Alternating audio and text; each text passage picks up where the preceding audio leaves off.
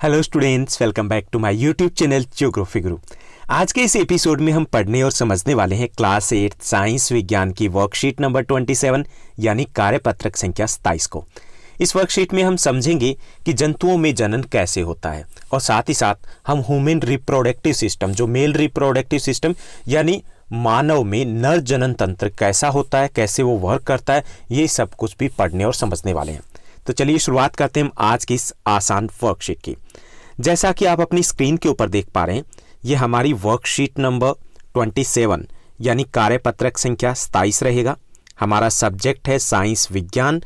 आज की दिनांक रहेगी 22 जनवरी 2021 और आज हम पढ़ने वाले हैं जंतुओं में जनन कैसे होता है। जनन क्या है? जनन एक जैविक प्रक्रिया होती है जिसमें एक नया जीव उत्पन्न होता है। यह पृथ्वी पर जीवन की निरंतरता के लिए आवश्यक है। अगर जनन ना होगा तो क्या होगा? यानी अगली पीढ़ी नहीं आएगी। अगर अगली पीढ़ी नहीं आएगी तो क्या होगा? वो जाति, वो प्रजाति विलुप्त हो जाएगी यहाँ से। तो इसलिए जो जीवन की निरंतरता है उसके लिए जनन आवश्यक होता है। इससे जीवन लगातार चलता रहता है। जनन दो प्रकार का होता है, जैसा कि हमने पिछली वर्कशीट में पढ़ा था। एक होता है लैंगिक जनन और दूसरा होता है अलैंगिक जनन। जो लैंगिक जनन होता है उसमें एक नए जीव की उत्पत्ति के लिए दो जीव का होना आवश्यक होता है, यानी एक नर और एक मादा होना चाहिए।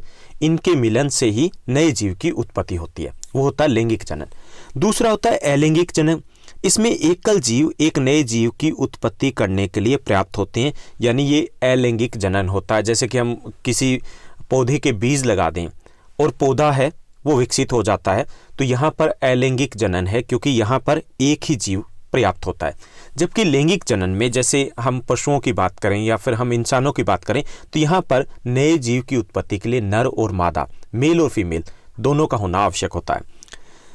हम पिछली कक्षा में पढ़ चुके हैं कि लैंगिक जनन करने वाले पौधों में नर और मादा जननांग होते हैं। हालांकि पौधे भी हैं जिनमें लैंगिक जनन होता है। कुछ ऐसे पौधे होते हैं जिनमें नर और मादा जननांग होते हैं जो सामान्यतः पादप के फूल में स्थित होते हैं, और जब ये आपस में मिलते हैं तो इससे जो नए रूप हैं, स्वरूप है, यानी कि उसके जैसा ही एक और पौधा है वो विकसित होता है। यानी सिर्फ इंसानों या जानवरों में ही नहीं बल्कि पौधों में भी लैंगिक जनन होता है। जंतुओं में नर मादा में अलग अलग जनन अंग होते हैं। अगर हम जंतुओं की बात करें, इंसानों की बात करें, हमारी बात करें, तो यहाँ पर नर और मादा में जो लैंगिक जनन होते हैं, लैंगिक जनन के जो अंग होते हैं वो अलग अलग होते हैं।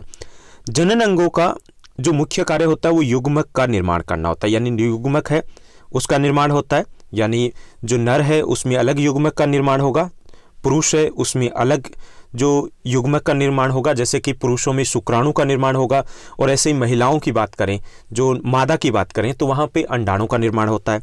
ये जो युग्मक होते हैं ये युग्मक संलिप्त होकर के युग्मनज का निर्माण करते हैं। यानी कि जब ये आपस में मिलते हैं तो क्या बनता है? युग्मनज मिलता है। और युग्मनज भ्रूण में बदलता है और भ्रूण एक नए जीवन में या नए जीव में विकसित हो जाता है। यानी कि जब नर और मादा के जो युग्मक है वो आपस में मिलते हैं तो वो मिल करके युग्मनज का निर्माण करते हैं। युग्मनज से भ्रूण पैदा होता है और भ्रूण से एक नया जीव है वो धीरे धीरे विकसित होता है। नर और मादा युग्मकों के संलयन द्वारा इस प्रकार के जनन को लैंगिक जनन कहते हैं। यानी कि जिसमें नर और मादा के युग्मक है वो मिल करके एक नए जीव की उत्पत्ति करते हैं तो उसको बोलते हैं लैंगिक जनन। चलिए हम थोड़ा सा और समझने की कोशिश करते हैं।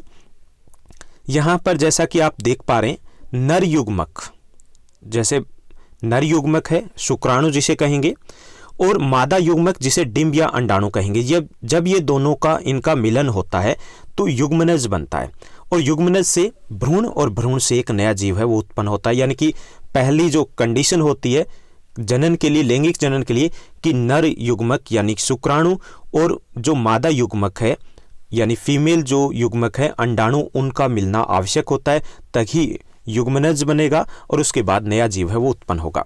आइए हम मनुष्यों के जनन तंत्र के बारे में जानते हैं, इनमें जनन की प्रक्रिया का अध्ययन करेंगे। तो सबसे पहले हम मनुष्यों में लैंगिक जनन की बात करेंगे। नर जनन तंत्र क्या होता है ये हम जानने की कोशिश करेंगे। अगली जो वर्कशीट होगी उसमें मादा जनन तंत्र की बात करेंगे। यहाँ पे नर जनन तंत्र जो मेल रिप्रोडक्टिव सिस्टम क्या होता है, तो इसमें नर जनन तंत्र होता है। इसमें एक जोड़ा वृषण होता है, दो शुक्राणु नलिका होती है और एक शिशन जिसको हम इंग्लिश में पेनिस कहेंगे, ये होता है नर जनन तंत्र के अंतर होते हैं। जैसे कि यहाँ पे चित्र दिया गया, तो यहाँ पर जो ये पार्ट दिया गया है इसे हम बोलते हैं शीशन या पेनिस। ओके, यहाँ तक। उसके बाद ये यहाँ पर एक जोड़ा वृषण होते हैं, ये है एक जोड़ा वृषण जिसमें शुक्राणु है वो बनते हैं। ओके, और ये है शुक्राणु नलिका। शुक्राणु नलिका है ये यहाँ वृषण से, जो एक जोड़ा वृषण है टेस्टिस जिसे बोलते हैं इंग्लिश में, यहाँ से ये कहाँ तक पहुँचते हैं, शीशन यानी कि पेनिस तक पहुँचते हैं। तो ये चित्र है नर जनन तंत्र का, ये आपके एग्जाम के लिए भी काफ़ी इंपॉर्टेंट रहने वाला है। उसके बाद यहाँ पर दूसरा चित्र दिया गया, ये दिया गया शुक्राणु। शुक्राणु हालांकि बहुत छोटे होते हैं, जो अगर हम नंगी आंखों से देखें तो ऐसे हमें जैसी चित्र दिखाया गया ऐसा बिल्कुल दिखाई नहीं देगा, लेकिन ऐसा अगर हम देखें तो यहाँ पर जो चित्र होता है शुक्राणु का, ये सिर होता है इसका, ये मध्य भाग होता है और ये पूंछ होती है।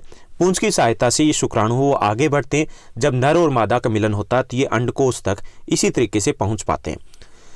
तो यहाँ पर हमने देखा वृषण, शुक्राणु नर युग्मक और टेस्टोस्टेरोन नामक हार्मोन का निर्माण करते हैं। यहाँ पर जो वृषण दिए गए हैं, ओके, जिसको हम अंडकोश भी कह सकते हैं, ये क्या करते हैं, शुक्राणु जिसे नर युग्मक है उसका और टेस्टोस्टेरोन इस हार्मोन का निर्माण करते हैं, वो यहीं पर निर्माण होता है उनका। लाखों शुक्राणु वृषण द्वारा निर्मित होते हैं। यह एक एकल कोशिका की तरह होते हैं जो शुक्राणु होते हैं, लेकिन इसमें गुणसूत्रों की जो संख्या होती है वो सामान्य कोशिका से आधी होती है। यानी कि शुक्राणु कहाँ बनते हैं, यहाँ पर बनते हैं, किसमें, जो वृषण दिए गए हैं जिसको टेस्टिस बोलते हैं। हालांकि शुक्राणु आकार में बहुत छोटे होते हैं, लेकिन अगर हम देखें तो इनमें एक सिर, एक मध्य भाग और एक पूंछ होती है। पूंछ की सहायता से शुक्राणु है वो गर्भाशय यानी कि शुक्राणु को अंडे की ओर ले जाने के लिए सहायता करती है, आगे बढ़ने के लिए सहायता करती है। किसको, शुक्राणु को। शुक्राणु को गर्भाशय या फिर फेलोपियन ट्यूब तक पहुंचना होता है। गर्भाशय में जैसे मादा के गर्भाशय तक ये शुक्राणु पहुंचेगा और वहां पर अंडाणु के साथ मिलकर के, जो डिंबिया अंडाणु है उसके साथ मिलकर के युग्मनज का निर्माण करते हैं और वहीं से फिर एक नया जीव है वो उत्पन्न होता है भ्रूण के बाद। ओके, तो यहाँ पर हमने देखा नर जनन तंत्र कैसे होता है, उसकी रचना क्या होती है। तो ये आज हमने समझा कि लैंगिक जनन क्या होता है और लैंगिक जनन में नर जनन तंत्र है वो कैसे होता है और कैसे कार्य करता है। अब हम प्रश्नोत्तर की तरफ बढ़ते हैं। आज की इस वर्कशीट में 5 आसान से क्वेश्चन दिए गए हैं। पहला जो क्वेश्चन दिया गया है, जनन को परिभाषित कीजिए, यानी जनन होता क्या है, यह हमें बताना है। तो जनन एक जैविक प्रक्रिया है जिसमें एक नया जीव उत्पन्न होता है, इतना ही लिखेंगे तो काफ़ी रहेगा। उसके बाद सेकंड क्वेश्चन दिया गया है।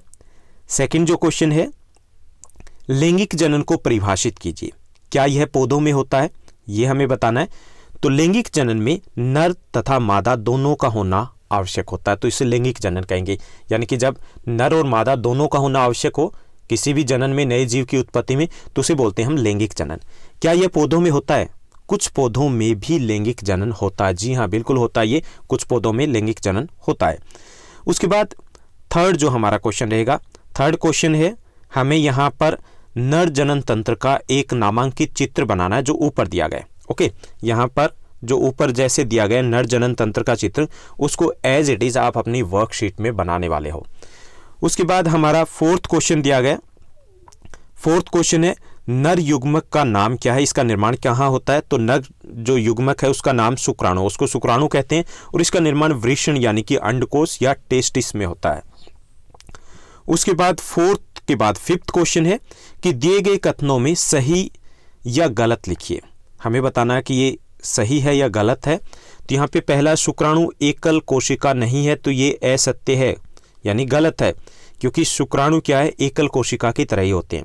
सेकंड क्वेश्चन है, वृषण शुक्राणु और टेस्टोस्टेरोन हार्मोन का निर्माण करते हैं, तो ये बिल्कुल सही है। तो ये थी हमारी आज की बेहद आसान सी और काफ़ी इम्पोर्टेंट वर्कशीट, जिसमें हमने नर जनन तंत्र और जनन क्या होता है इसको समझने की कोशिश की। अगर आपको ये वीडियो अच्छी लगी, पसंद आई, तो इस वीडियो को लाइक और शेयर करना मत भूलिएगा। आपकी क्लास की सभी जो वर्कशीट है वो 2 दिन पहले और कभी 1 दिन पहले आपको अवेलेबल करवा दी जाती है। सबसे पहले यहीं पर आपको वर्कशीट मिल पाती है। तो ऐसे ही हमारे साथ बने रहिए। आप मुझे टेलीग्राम पर भी ज्वाइन कर सकते हो। टेलीग्राम के चैनल का लिंक है वो डिस्क्रिप्शन में दिया गया है। साथ ही साथ आप मुझे इंस्टाग्राम पर भी फॉलो कर सकते हो। आज के लिए बस इतना ही। Thank you, bye bye, have a nice day.